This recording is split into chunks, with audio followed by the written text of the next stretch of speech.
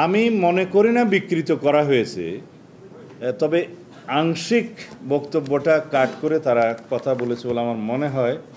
কারণ আমি আমার বক্তব্যের শেষ লাইনে বলেছি যে ওখানে কোনো জুলাই যোদ্ধা, সঠিক কোনো জুলাই অভ্যুত্থানের সাথে জড়িত কোনো সংগঠন অথবা ব্যক্তি ওই বিশৃঙ্খল ঘটনার সাথে জড়িত থাকতে পারে না, মানে জড়িত থাকতে পারে বলে আমি বিশ্বাস করি না।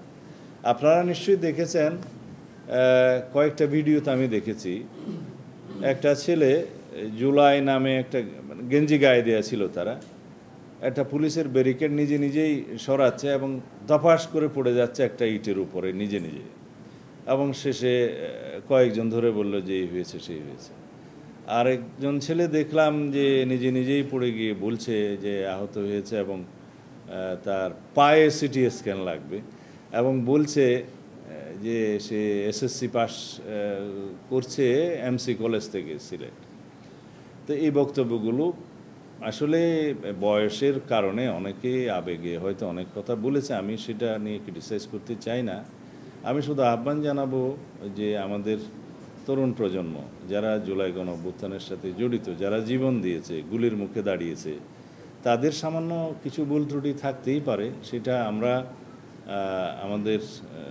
আমরা রাজনীতিতে যেহেতু অনেক দিনের আমাদের অভিজ্ঞতা, আমরা সেই দৃষ্টিকোণ থেকে দেখি এবং আশা করি তারা এই সমস্ত ভুলভ্রান্তি থেকে মুক্ত হবে ভবিষ্যতে, এবং জুলাই গণঅভ্যুত্থানকে যাতে আমরা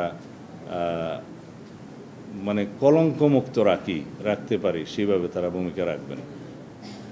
তারা আমাদের সন্তানের মতো, তারা কিছু কিছু ভুলভ্রান্তি করতেই পারে, সেটাকে আমরা এত সিরিয়াসলি নেই না। তাদেরকে সংশোধন হওয়া এবং তাদের অভিজ্ঞতা অর্জন করা এখনই সময়। জুলাই ছাত্র গণঅভ্যুত্থানে এই পর্যন্ত আমাদের যে পরিসংখ্যান বেরিয়েছে 422 জন, আমরা ছবি সহকারে আমাদের নেতাকর্মীদের তালিকা প্রকাশ করেছি। এই সংখ্যা আরও বেশি হবে যারা জুলাই ছাত্র গণঅভ্যুত্থানে নিজেদের প্রাণ বিসর্জন করেছেন, শহীদ হয়েছেন।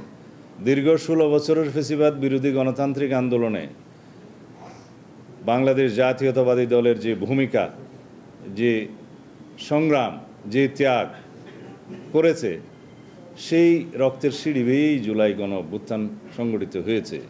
এখানে শুধু বিএনপি নয়, বাংলাদেশের ফ্যাসিবাদ বিরোধী গণতান্ত্রিক রাজনৈতিক দলগুলোর অবিরাম সংগ্রাম, আত্মত্যাগ, রক্তদানের মধ্য দিয়েই কন্টিনিউয়াসলি সেই রক্তের সোপানগুলো তৈরি হয়েছে। শাপলা চত্বরের যে নৃশংস হত্যাকাণ্ড, সেটা পৃথিবীর ইতিহাসে বিরল। সেটা আমাদেরকে মনে রাখতে হবে যে কোনো একটি রাজনৈতিক দল নয়, সকল রাজনৈতিক দল যারা ফ্যাসিবাদ বিরোধী গণতান্ত্রিক সংগ্রামে অবদান রেখেছে, অবিরাম সংগ্রাম করেছে, তাদের সকলের অবদানের প্রেক্ষিতেই সংগঠিত হয়েছে ছাত্র গণঅভ্যুত্থান। মাত্র 36 দিনের মধ্যে যদি আমরা মনে করি যে একটা ফ্যাসিবাদী শক্তি বা ফ্যাসিস্ট শাসকদের পতন হয়েছে, সেটা সঠিক নয়। এটা হচ্ছে পরিণতি, যে 16 বছরের ধারাবাহিক আন্দোলন সংগ্রামের ফসল। তো সুতরাং বিএনপিকে জুলাই গণঅভ্যুত্থানের বিপরীতে দাঁড় করানোর যে কোনো অপচেষ্টা আমার মনে হয় সফল হবে না।